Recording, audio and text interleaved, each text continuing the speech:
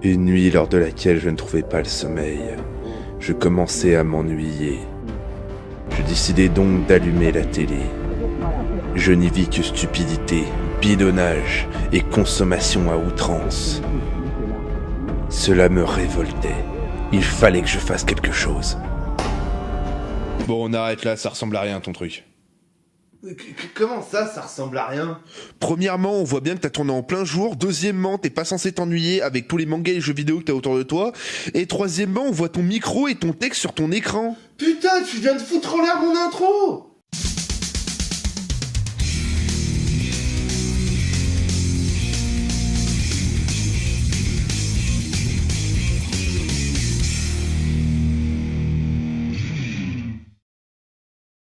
Salut tout le monde! Bonjour. Salut!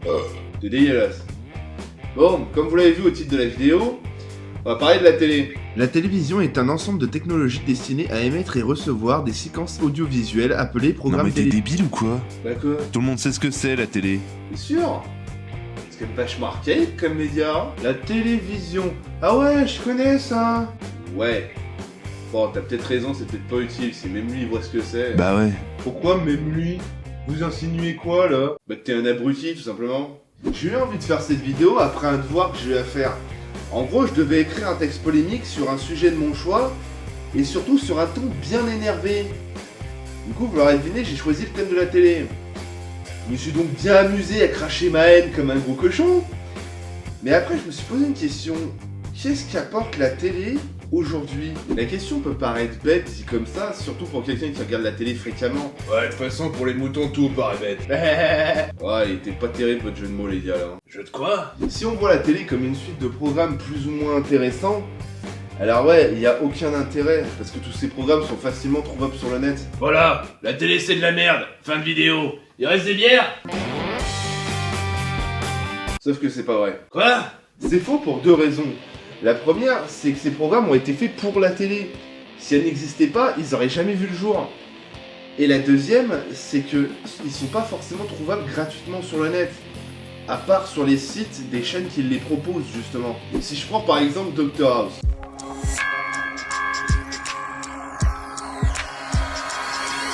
Là c'est vrai que ça commence à dater un peu Dr House hein. Cette série, je crois que tout le monde l'a vu.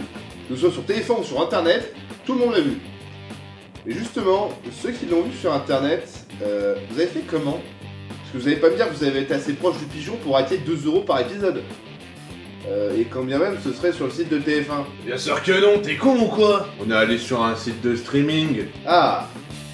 Donc vous les avez regardés sur un site qui les diffuse sans en avoir les droits. Ça s'appelle du piratage. Moi je m'en fous de toute façon. Eh ouais! Mais si TF1 n'avait pas acheté les droits, on n'aurait pas eu besoin de les pirater. Tu crois vraiment que la Fox aurait diffusé leur série gratuitement sur internet? Non.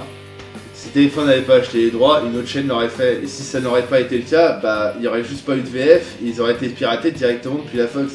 Tu marques un point là. Sachant qu'au passage, la Fox c'est une chaîne de télé dans la nouvelle. Ce qui fait que c'est une série qui a été faite pour la télé. Mais du coup, tu les as vus toi? Ah ouais, j'avais adoré le début de la saison 6 justement quand il est en HP et que... Mais tu les as regardés à la télé? Ah non mec, les voir dans le désordre ça me fait chier moi. Ah, tu les as achetés alors? Ah non plus, vu le prix que ça coûte, t'es gentil, je suis pas Crésus hein. Bah, tu les as vus comment du coup? Tiens, c'est vrai ça? Vas-y, dis-nous tout. On enchaîne. Accéder à tous ces programmes légalement sans passer par le site de la chaîne qui les propose, c'est impossible. Après, vous pourriez me dire, bon, ces programmes ils sont vraiment pas intéressants. Et si on veut regarder des séries, on a juste à prendre Netflix. Et vous auriez franchement raison, mais bon, c'est pas les mêmes séries sur Netflix. Et on va peut-être pas débattre des goûts et des couleurs. Ce serait complètement débile. Que les programmes soient intéressants ou pas, je pense que c'est pas vraiment le problème. Non, pour moi le problème, il vient surtout du fonctionnement même de ce média. Et de la passivité qu'il engendre. Quand vous êtes sur YouTube par exemple, c'est vous qui choisissez ce que vous regardez. Ouais, sur la télé aussi, ça s'appelle zapper. Ouais, sauf qu'avec la télé, tu choisis surtout entre les programmes qu'elle te propose au moment où tu regardes. Pas forcément, il y a aussi les replays. Ouais, enfin bref. Quand vous finissez une vidéo sur YouTube, vous avez le choix d'en regarder une autre, de changer de chaîne ou d'aller faire autre chose et de quitter la plateforme. Ce choix, la télé ne vous le laisse pas. Elle enchaîne sans vous demander votre avis. Bah si tu regardes les replays. Quand tu finis un programme avec les replays, tu as le choix de... Oh, mais pourquoi? C'est vraiment pas sympa ça. Bah quoi? C'est pas parce qu'il expose un avis différent du tien qu'il faut le faire taire. Ouais, c'est du fascisme ça. J'ai rien dit de mal en plus. Ouais, vous avez raison. Désolé. Ouais, c'était pas grave, j'ai l'habitude à force. Impec. Du coup, tu m'en veux pas si... T'es vraiment un grand malade. Hein. Mais non, il va bien, regarde. C'est vrai qu'avec l'option du replay, on est quand même assez proche du fonctionnement de YouTube. Bah dans ce cas, tu lui reproches quoi à la télé? Ce que je lui reproche... Je lui reproche de balancer ses spectateurs en pâture aux pubs. Je sais que l'argument a été utilisé maintes et maintes fois, mais le travail de TF1, c'est pas de fournir des programmes plaisants à ses spectateurs. Son travail, c'est de vendre à ses annonceurs du temps de cerveau disponible. Le produit, c'est pas la barquette de poisson pané ou les pâtes lustu crues. Le produit, c'est votre cervelle. L'objectif de TF1, c'est de lobotomiser assez les gens pour leur faire rentrer des pubs dans le crâne.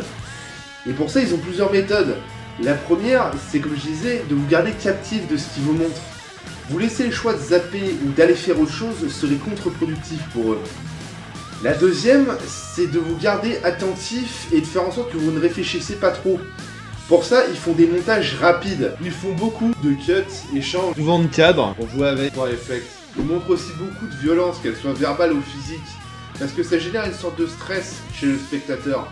Et ça le rend plus attentif et plus vulnérable aux pubs qu'on va lui balancer dans la gueule après. Je vais prendre pour exemple un des types de programmes que je considère comme un des pires qui soit, la télé-réalité. On est d'accord que si on met 10 personnes, aussi connes soient-elles, dans une baraque, elles vont pas se friter toutes les 5 minutes. Pourtant, 90% du temps, c'est ce qu'on va montrer. Parce que c'est de la violence. Peut-être aussi parce que c'est le seul truc qui a un minimum d'intérêt. Et encore, faut le dire vite, hein. Et on va faire des cuts et changer de cadre toutes les 3 secondes pour rendre la scène plus nerveuse. Là aussi, faut le dire quand même vachement vite. Voilà pour moi le principal problème de la télé. Et ne faites pas l'erreur de vous dire que tout ça, ça fonctionne pas sur vous. Ça s'appelle du neuromarketing. C'est la neuroscience au service du marketing. Et je dois vous avouer que ça me fait vraiment froid dans le dos. C'est assez sale, effectivement. Mais il n'y a pas que ce genre de programme. Qu'est-ce que tu fais des émissions culturelles et des reportages sur Arte, par exemple? Ils sont la preuve, en fait, et prouvent pour moi que la télé a encore quelque chose à offrir. Malheureusement, ce type de programme est sous-représenté et très peu regardé. Pour reprendre l'exemple d'Arte, même si elle semble grimper, son audience n'a jamais dépassé les 3%. À titre de comparaison, TF1 en 2017 a fait 30%. Ah ouais, c'est peu. Mais dans un sens, est-ce que YouTube est vraiment mieux? Très bonne question. Sur YouTube, c'est surtout les intentions qui changent. Les créateurs de contenu ne font pas des vidéos pour vendre un produit. Ou plutôt si, mais le produit, c'est leur vidéo en elle-même. Et même s'il y en a qui vivent de leur travail grâce aux pubs, ils sont pas en relation directe avec les annonceurs, c'est YouTube lui-même qui s'occupe de ça. Et ce dernier répond à un modèle économique très différent de celui de la télé. Par exemple, il cible les viewers en fonction de ce qu'ils regardent Et via les cookies surtout. Non, pas cela. pour leur montrer des pubs qui sont susceptibles de les toucher. Par exemple, quand j'ai commencé à jouer à League of Legends, YouTube a commencé à me proposer des pubs sur l'e-sport de League of Legends. Le truc, c'est que j'en avais absolument rien à foutre. Mais bon, même si YouTube cherche à nous faire passer le plus de temps possible sur sa plateforme, nous ne sommes pas passifs devant ce média. Mais il faut pas se voiler la face non plus. YouTube cherche à engranger de l'argent via les pubs, en vendant ses viewers à ses annonceurs. Et le plus gros des vidéos YouTube qui sortent sont assez proches de la télé-réalité en termes d'intérêt. Mais que ce soit à la télé ou sur YouTube, il y a beaucoup de programmes qui sont loin d'être inintéressants. Sur la télé, on a Arte ou France 5 par exemple. Sur YouTube, on a y pensé, Dirty Biology, Nota Bene, Le Fossoyeur de films, ou même Absol. Tu l'aimes bien Arte, toi, hein? Bah, c'est une des rares chaînes que je trouve digne d'intérêt en fait. Ah, donc tu fais partie des moins de 3% qui la Ah, regardent. absolument pas. Je l'ai même pas à la télé. Tu te rends compte que tu viens de perdre toute crédibilité, là? Au final, la télé n'est pas bonne ou mauvaise en soi. Il suffit de bien choisir ce qu'on va regarder. Et surtout d'être conscient de ce qu'est ce média et de comment il fonctionne. C'était l'Insomniac. Ciao.